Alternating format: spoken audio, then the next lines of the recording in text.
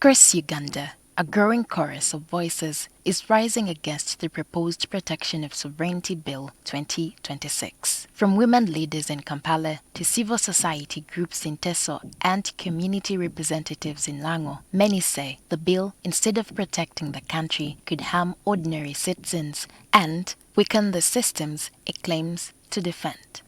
To every Ugandan, ask your NRM MP these three simple questions. The first question, why did you hide this bill from us until after we had voted? The second question, why are you rushing it through now when Parliament is closing? The third, is it true you took 100 million shillings at Chankwanzi to pass this law? This bill is not against foreigners. It's against you. It is an attack on your power, your voice, and your future. Let us stop dressing this up in polite language. This so-called Sovereignty Protection Bill is being presented as a shield for the nation, yet in its current form, it looks dangerously like a weapon against the people of Uganda. If you look at that bill, the object clause, it has 5 parts and 30 clauses. If you look at the object clause, you may assume it is a good thing. Government, ministries, departments, and agencies that cooperate with other development partners will be affected because it will be very, very prohibitive. I appeal to all Ugandans to wake up. Let us this be. I'm going to say it. You can also take it on record. Let's all Ugandans who wake up, we go to street, demonstrate against this harsh bill.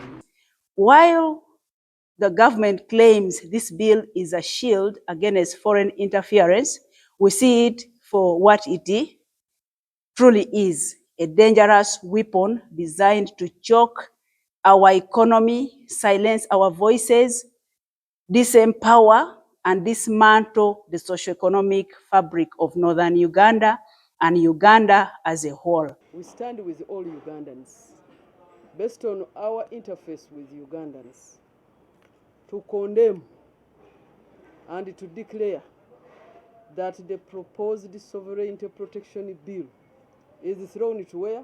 The trash. To the trash, to the bin. At a press briefing in Kampala, the executive director of the Network of Women in Politics stood alongside women leaders from different political backgrounds, saying the bill should be rejected in its entirety. This bill punishes connection, punishes resilience, and punishes patriotism.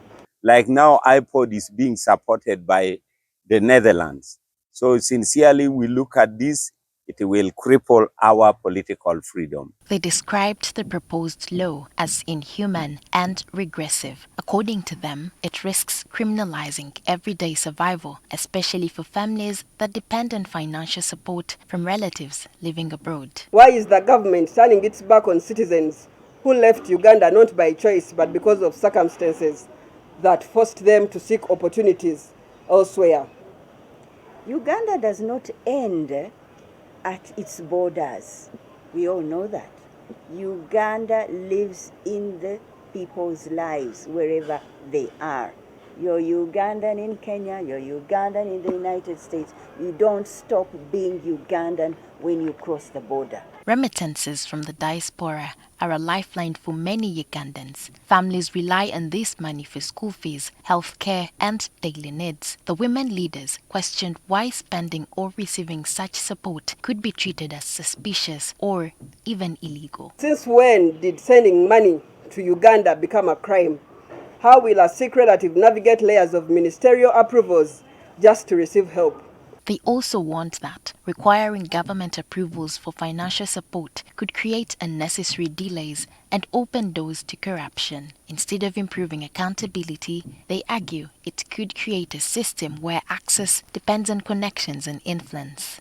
Beyond finances, the leaders raised concerns about freedom of expression. They noted that Uganda already has laws like the Computer Misuse Act and Public Order Management Act, which have been criticized for limiting civic space. Adding another broad law, they argue, could make it even harder for citizens, journalists, and organizations to speak freely or hold leaders accountable. In eastern Uganda, civil society organizations in the Teso region have also rejected the bill. Meeting in Soroti, leaders from religious institutions, community groups, and advocacy organizations expressed worry about how the law could affect their work. These groups play a key role in addressing local challenges such as poverty, healthcare access, and education. However, they fear the bill could restrict their ability to operate, especially if it limits foreign funding or introduces strict controls. Most of the NGOs will have a natural death.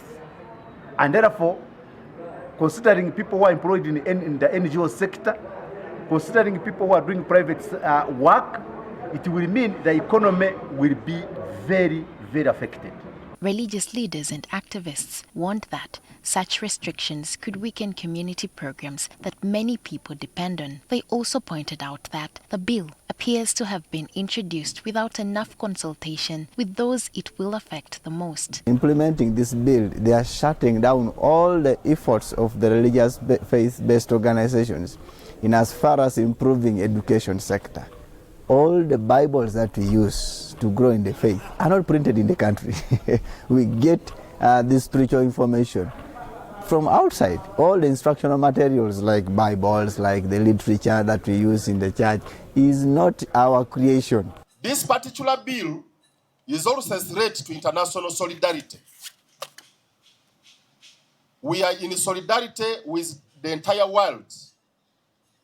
Uganda is an island. In northern Uganda, leaders from the Lange sub-region issued a joint declaration rejecting the bill. They described it as a threat to families, businesses, and the wider economy. One of their biggest concerns is the treatment of Ugandans living abroad. The bill's definition of foreigner, they say, could include Ugandan citizens in the diaspora. This raises fears that people working overseas could be treated with suspicion or lose certain rights. Sons and daughters in the diaspora are the pillars of Lango's recovery. Clause 1 of this bill is a direct betrayal as it reclassifies over 1 million Ugandans residing abroad as foreigners, stripping them of their inherent citizenship rights in violation of Articles 9 and 15 of the Constitution of the Republic of Uganda. The Lango leaders highlighted the importance of remittances, which bring billions of shillings into Uganda every year. These funds support households, create jobs, and sustain local businesses. Limiting them, they warned, could lead to economic hardship. The $2.5 billion US sent home annually is the lifeblood of our households. The bill criminalizes the act of a son in London sending school fees to his family in Lira, or a daughter in Dubai funding a medical bill in Amolatar. By placing North